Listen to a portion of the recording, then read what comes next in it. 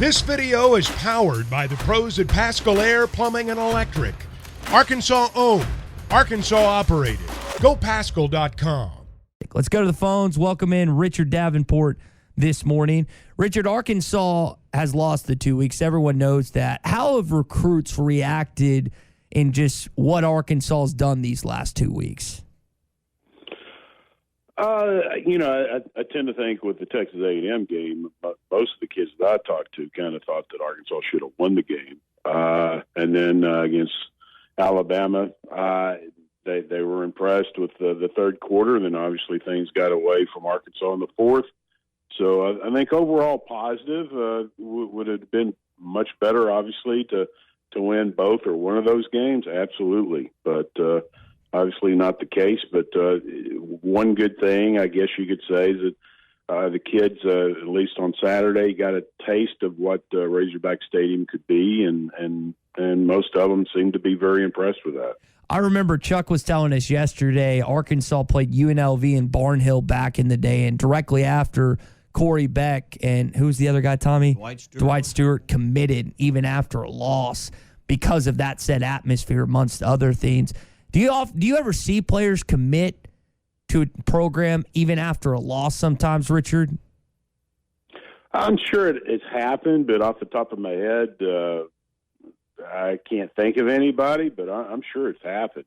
I can't imagine it not, because a lot of times when a kid's close to making a commitment or does make a commitment, he's either been very close to doing it or has already had it in his mind that he was going to commit and was just waiting on the right opportunity to announce it. So, I have no doubt it's happened. But like I said, just off the top of my head, I can't think of anybody. You know, we always talk about Arkansas playing down in Arlington and that game a year in Texas and what it means. But Arkansas also plays a game a year because you've been alternating with Ole Miss and Mississippi State, playing a game in Mississippi. You think about K.J. Jefferson, who hails from that state. How important is the presence of Arkansas playing in the state of Mississippi, and what could it mean this year as far as Arkansas's brand, and who might they be looking at in the state of Mississippi for this weekend's trip? What could that mean? You know, this year, other than Alex Sanford, the linebacker that's committed to Mississippi, that there weren't a lot of kids, at least in the 23 class that I can recall. Again, going through with the recall that Arkansas was on, but obviously you plant a seed in kids' minds. If you have a good performance and you win, not only in the 23 or 24, 25 class, but on down the road. I mean, I think Arkansas. A lot of fans look at last year and think, well, why isn't Arkansas bringing in, so-called better recruits here or there? But even though this class is a pretty good one, kids only know the recent, and recent hasn't been good to Arkansas since really for quite some time. Arkansas hasn't really done much on the field to really encourage kids to take a look at Arkansas. So a lot of these kids, in the 10th, 11th grade, 9th grade, have only known Arkansas to be struggle on the field. And obviously they continue to want to change that, but they got to continue to win. Two programs right now that are having struggles in this league. Missouri looked a little better against Georgia, but still lost. Auburn certainly having their problems, both very uncertain about the future with their head coaches.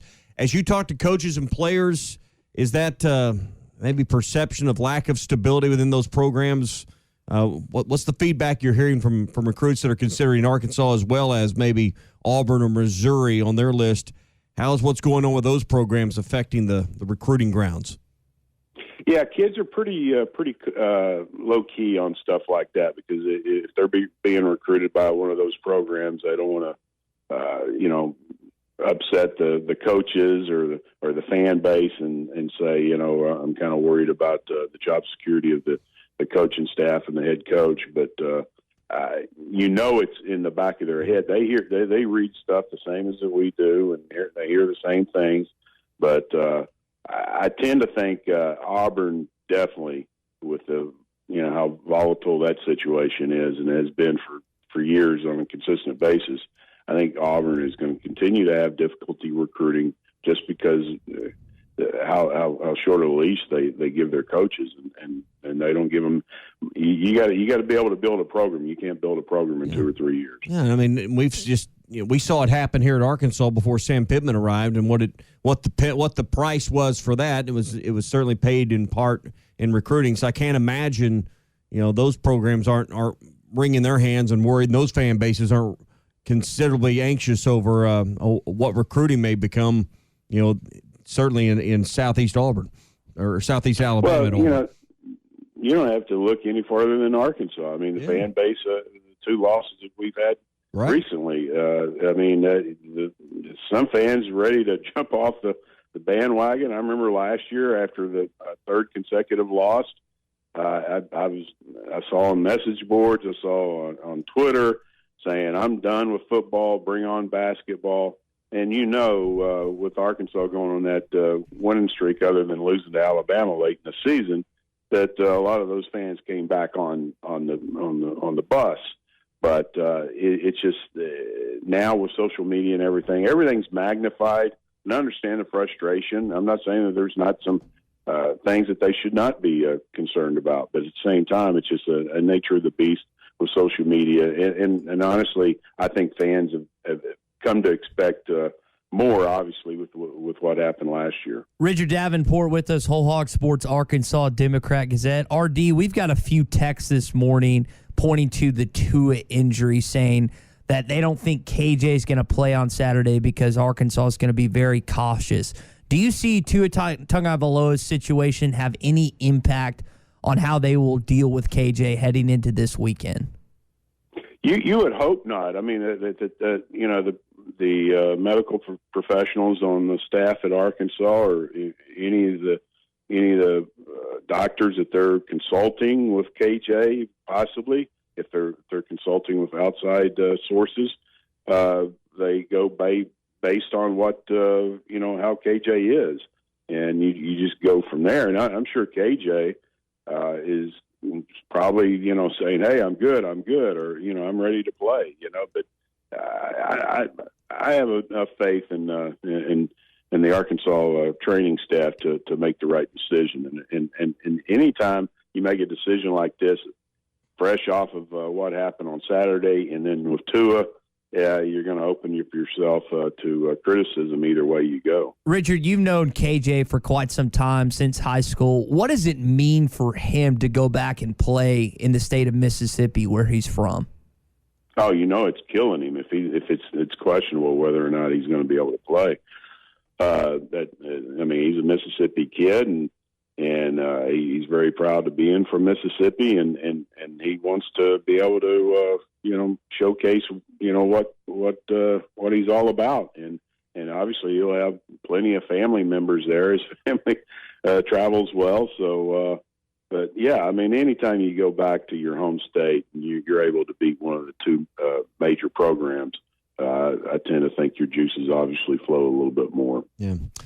Richard, we're halfway through the high school football season in our state. Couple conference games for a lot of programs, 3 in some conferences cases. What has stood out to you, and who has stood out to you so far through 5 or so weeks of high school football?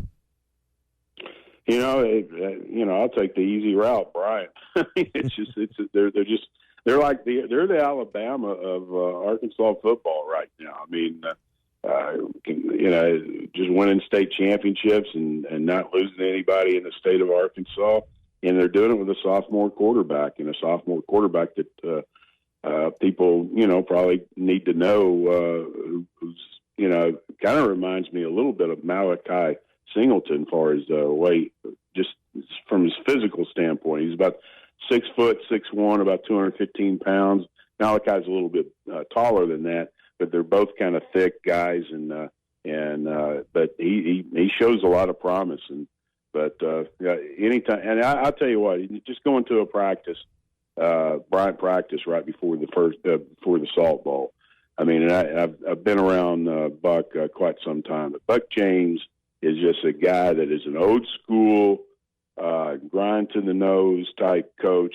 And I think that a lot of people say that doesn't sell well or that doesn't play well with today's kids, but he has their respect, and I can tell you that he does not cut them any slack, and I think that probably gives them a little bit of an edge because of mental toughness and physical toughness. Richard, who's the 6'6" DN that just got offered by Texas that plays for Coach James?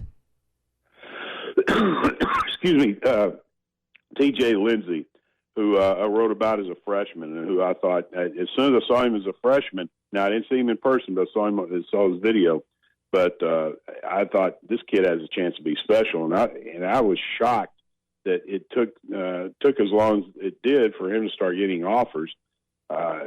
He really didn't start getting offers until this year. I thought he'd get offers like last fall or whatever, but he's got a great motor, very, very good speed for a defensive lineman. He's about 260, 270 right now. It'd be interesting to see if he continues to grow or he just kind of stays where he is. His dad is about 6'9". Wow. So, his dad is a big dude. They were at the game on Saturday, and if you were down by the field or whatever, and you saw a tall guy, about 6'9", guy, an older guy, you was wondering whose dad that was. That's T.J. Lindsey, and he's massive. So obviously he can continue to grow, and if I think if he's able to maintain his speed, and if he gets around 290, 300, 310 or whatever, man, it'd be unfair. It really will. I mean, he's got that type of speed. You were talking about Buck James and his style and mannerisms. It's actually National Coaches Day. Richard, is there a coach that you had in high school or middle school, regardless of sport, that stands out in a memory or just how they coached you back in the day? I had one in junior high, and this is, from what I understand, this is a true story. His name was Coach Hayes, and he's supposedly, now I don't know this for 100%, but supposedly he was a nephew of Woody Hayes. And believe me, I believed it. He was every bit like Woody Hayes. Grab your face mask. And oh gosh, that was a good day. Oh yeah. That face mask. Oh my God! Let me tell you, it was it was a rude awakening because obviously back then you had more old school coaches, but it still was a shock because man, he tore into us hard, and the face mask jerking. Oh, that was like an every play thing. I mean, it was going to happen. Every play. Well, Richard, we appreciate you sharing that with us this morning. Also, some insight on the latest in Arkansas recruiting as they travel to Starkville this weekend to take on the Bulldogs. Appreciate it, my man. Football is back, and BetOnline remains your number one source for all your football betting needs this season. You'll find the latest odds, matchup info, player news, and game trends. And as your continued source for all sports wagering info, BetOnline features live betting, free contests, live scores, and giveaways all season long. Always the fastest and easiest way to bet on all your favorite sports and events like MLB, MMA, tennis, boxing, and even golf. Head to betonline.ag to join and receive your 100% welcome bonus with your first deposit. Make sure to use the promo code BELIEVE to receive your rewards. That's BLEAV. Bet online, where the game starts.